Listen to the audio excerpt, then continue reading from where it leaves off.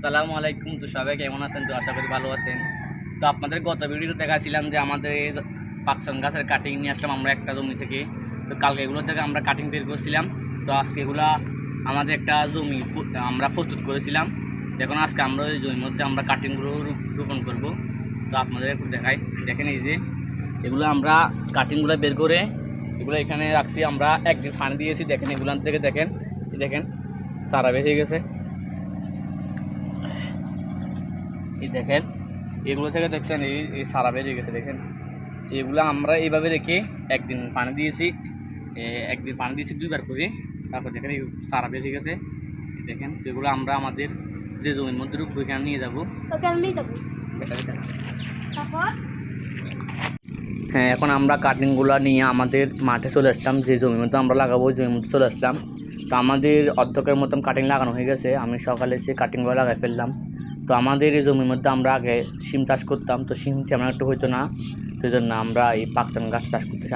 তো আপনাদেরকে আমরা গাছের কাটিংগুলো কীভাবে লাগাচ্ছি এগুলো আপনাদেরকে এই ভিডিও শেষ দিকে দেখাবো। তো আমাদের অর্ধেকের মতো লাগানো শেষ, আর যে জমি আছে এগুলো 1 ঘন্টার মধ্যে হয়ে যাবে। আমরা এই গাছ কীভাবে রোপণ করতেছি।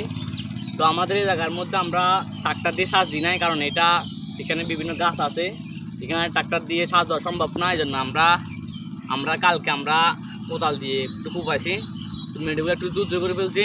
তারপর আমরা এখানে দা দিয়ে একটু নরম করে তারপর আমরা এগুলা লাগাইতেছি।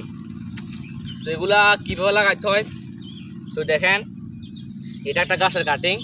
এ দেখেন এখানে একটা গিরা আছে, এখানে একটা গিরা, এই দুটা গিরা থেকে একদম কুচি করা আছে। দেখছেন একটা গিরা মাটির নিচে থাকবে আর একটা গিরা উপরে থাকবে। এইখানে মাটিগুলো একদম জোর করে দিয়েছি। তারপরে দেখেন এই গিরাটা সবসময় আপনারা খেয়াল রাখবেন, একটা গিরা যেন মাটির নিচে ঢুকে। দেখেন এই গিরাটা মাটির নিচে ঢুকে দিবেন, একটু বাঁকা করে গাড়াবেন। দেখেন আমরা আরেকটা গাছের কাটিং নিয়েছি, এটাও দেখেন 3টে গিরা আছে, আমরা একটা গিরা মাটির নিচে দিয়ে দিব। দেখেন এখানে একটা কচি গলা আছে গিরার উপরে, তো এটা আপনারা এরকম করে ঢুকে দিবেন।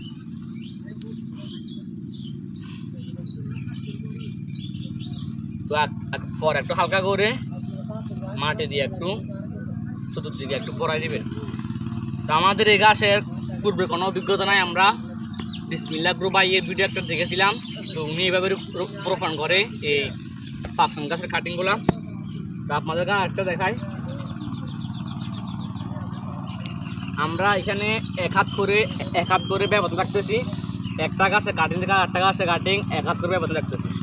এখানে দেখেন আমরা একটু আগে দাঁড়িয়ে একটু ভালো করে কোপাই মিনিটগুলো একটু দুধ করে দিই। দুধ করার পর এই দেখেন এই গাছের কাটিং, এখানে 3টা গিরা আছে মোট। এই দেখেন এই নিচের গিরাটা আছে না, একটা গিরা মাটির নিচে দিবেন, এরকমভাবে দিয়ে দিবেন।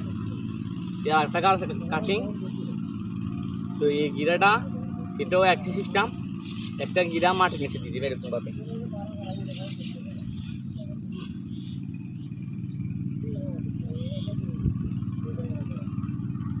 পরে মাটিগুলো একটু চতুর্দিকে একটু সরা দিবেন।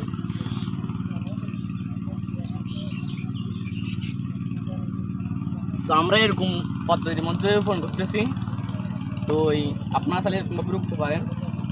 তো আমরা এই গাছের পুরো জমিতে আমরা লাগানোর পরে এখানে আমাদের পানি দেওয়ার কোনো সিস্টেম নাই, কারণ এখানে জমি একটু নিচু জমি, এরকম টেরেস জমি, এই জন্য এগুলো পানি দিলে নিচে পড়ে যাবে।